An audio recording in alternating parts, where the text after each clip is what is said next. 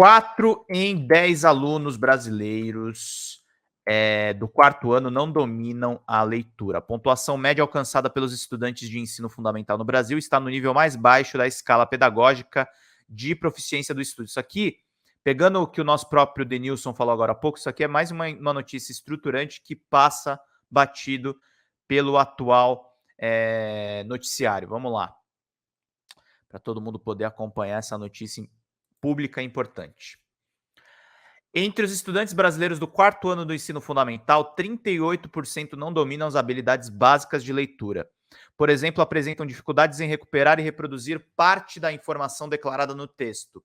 Os dados são do Estudo Internacional de Progresso em Leitura, o PIRLS, de 2021. Ele foi realizado em 65 países e regiões do mundo pela Associação Internacional para Avaliação do Desempenho Educacional, o IEA, responsável por avaliar habilidades de leitura dos estudantes matriculados no quarto ano de escolarização. Os técnicos entendem que nessa fase da trajetória escolar, o aluno normalmente já aprendeu a ler e essa leitura é um instrumento para novos aprendizados. Enquanto no Brasil 38% dos estudantes não dominam a leitura, em outros 21 países esse percentual não passa de 5%.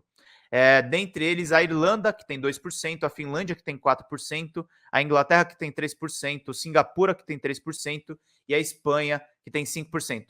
A educação está sofrendo, gente. A gente está sofrendo. Muito importante para a gente ficar atentos aqui.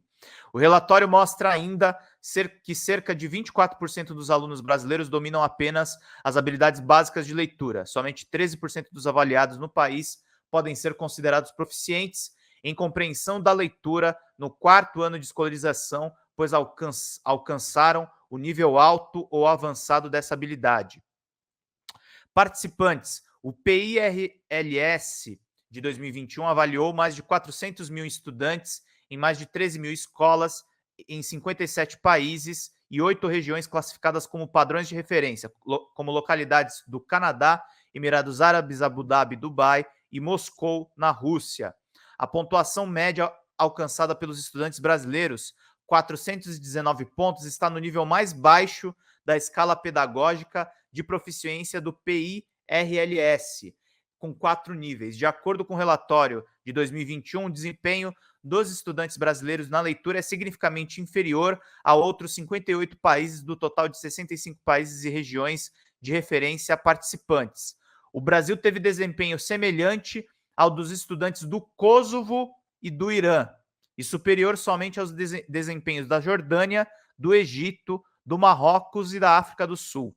Em outro extremo, o nível avançado, com os melhores resultados estão Singapura com 587 pontos, Irlanda com 577 pontos e Hong Kong com 573 pontos.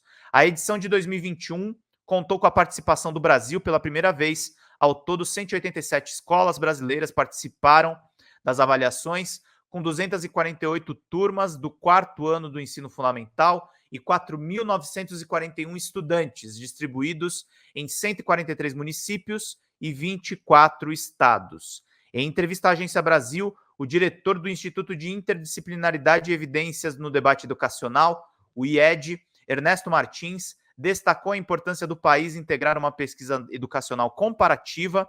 É um marco o Brasil participar do PIRLS, essa avaliação de leitura, porque é importante para o Brasil se comparar com o mundo para a gente ver, de fato, se a aprendizagem, o ensino que a gente está fazendo aqui, está bem na perspectiva internacional. Desigualdades educacionais. O PIRLS de 2021 mostrou que o Brasil, além de se destacar negativamente pelo baixo desempenho na qualidade da leitura, também apresenta desigualdades no sistema educacional associadas às origens socioeconômicas dos estudantes, ao sexo e à cor. No Brasil, o levantamento internacional de 2021 apontou que as meninas se sobressaem no desempenho em compreensão leitora, com um resultado médio de 431 pontos, significativamente superior ao resultado médio dos meninos, de 408 pontos. Os estudantes autodeclarados brancos e amarelos apresentam desempenho médio em compreensão leitora de 457 pontos, enquanto os estudantes pretos, pardos indígenas têm estimativa pontual média de 399 pontos. Pandemia. Em relação ao Brasil, o PIRLS declarou que a pandemia da Covid-19 impactou na aplicação de testes no país, uma vez que a maioria das escolas operavam em regime remoto ou híbrido com presencial, o que reduziu a participação das unidades de ensino e dos alunos. O Instituto Nacional de Estudos e Pesquisas Educacionais Anísio Teixeira, o INEP, responsável pela logística e aplicação da avaliação internacional no Brasil, ressaltou o contexto dessa avaliação ocorrida durante a pandemia. Já o diretor do IED, Ernesto Martins, discorda do ponto ressaltado pelo INEP. Ele argumenta que os resultados ruins são anteriores à pandemia. É uma pena a gente não tenha aderido a PIRLS antes da pandemia. Seria bom entender melhor qual é o efeito da pandemia e o que é o efeito de uma etapa que já não funcionava tão bem antes da pandemia. Acho difícil imaginar que o resultado ruim do Brasil se deve só à pandemia, porque o Brasil está muito atrás dos países desenvolvidos. Desafios. O PIRLS recomendou a intervenção do governo brasileiro por meio de políticas públicas ainda na etapa educacional, avaliada por essa pesquisa, mas também pelo Sistema de Avaliação de Educação Básica, a SAEB, do 2º ao 5º ano, para evitar repetição do baixo desempenho dos estudantes do primeiro ciclo do ensino fundamental ao longo da trajetória educacional. O diretor do IED elegeu prioridades do governo brasileiro na gestão da educação para diminuir a distância para o desempenho de nações desenvolvidas. Precisamos de um sistema de ensino que dê muito suporte aos estudantes, acompanhe de perto, entendendo o contexto das crianças, além de criar o hábito de leitura desde cedo, porque o estudante pode não ter o hábito de ser leitor fora do ambiente escolar, até por questões de família. Ele acrescentou ser necessário trabalhar em políticas estruturantes, como a formação dos professores, para garantir uma melhora. Na semana passada, o Ministério da Educação anunciou a ampliação de vagas de tempo integral em escolas do ensino fundamental. O governo federal planeja também o lançamento de um novo pacto pela alfabetização na idade certa e realiza uma pesquisa nacional com professores alfabetizadores para compreender quais são os conhecimentos e as habilidades que uma criança alfabetizada deve ter. Avaliações nacionais e internacionais. Essa notícia está bem completa e é muito necessário a gente trazer essas informações. O Denilson fala uma coisa importante aqui, ó.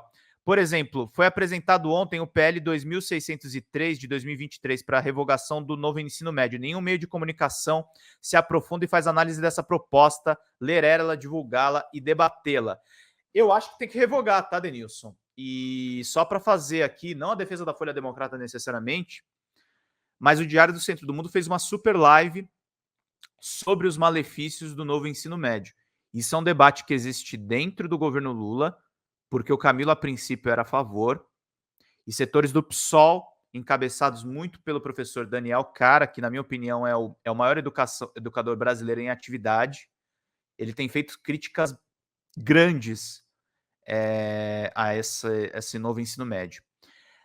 Temos uma preocupação em relação ao SAEB ser pouco exigente. Você pode comparar o SAEB com essa pesquisa, por exemplo, não se vê no SAEB textos tão longos como existem no PIRLS. Então, existe uma questão de complexidade diferente das avaliações. Para Martins, a solução passa por aumentar o nível de exigência das avaliações nacionais. Acho que o SAEB e o IDEB trouxeram uma grande contribuição para a gente fazer um monitoramento maior das aprendizagens. Ajudou as escolas a garantirem habilidades básicas que antes não estavam sendo garantidas, mas a gente precisa puxar a barra de avaliação para cima, porque tem uma avaliação externa dizendo que o Brasil está muito mal nos anos iniciais e, ao mesmo tempo, há uma avaliação nacional que diz que os alunos vão muito bem. Tem um problema com a nossa régua. Em resposta, o INEP destacou o rigor técnico das avaliações aplicadas nacionais e internacionais sob responsabilidade do Instituto vinculado ao MEC.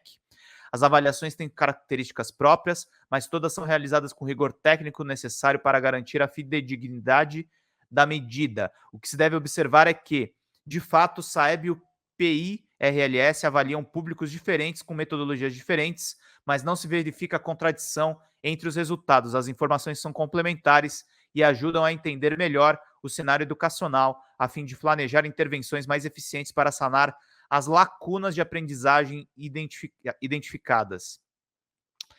O INEP detalhou os resultados da última edição do SAEB em 2021, que mostram no segundo ano do ensino fundamental, 33,6% dos estudantes ainda leem apenas palavras isoladas, e no quinto ano, 28,4% dos estudantes localizam informações explícitas em textos narrativos curtos, informativos e anúncios, e interpretam linguagem verbal e não verbal em tirinhas de ilustrações de quadrinhos, mas de fato ainda não compreendem o sentido das palavras e expressões. Por exemplo, o PIRLS. O PIRLS é realizado desde 2001 pela Associação Internacional de Avaliação e Desempenho, o IEA, que reúne instituições de pesquisa, órgãos governamentais e especialistas que se dedicam à realização de diferentes estudos e pesquisas educacionais comparativas. As avaliações das habilidades de leitura do PIRLS está dividida em dois eixos: a experiência literária com textos com função estética e lúdica, e a leitura de textos informativos que têm o objetivo de comunicar e de esclarecer sobre um determinado tema. As provas aplicadas no fim de 2021 e no início de 2022 foram nos formatos digital e em papel, conforme a localidade no mundo. No Brasil, o modelo adotado no INEP foi no papel. Reportagem aí da Daniela Almeida, uma discussão bem áspera, essa pesquisa internacional e o INEP. O Brasil tem que produzir os seus próprios indicadores também, tá, gente? Pode também ser muito ingênuo, mas temos que entender aí tudo o que está acompanhando.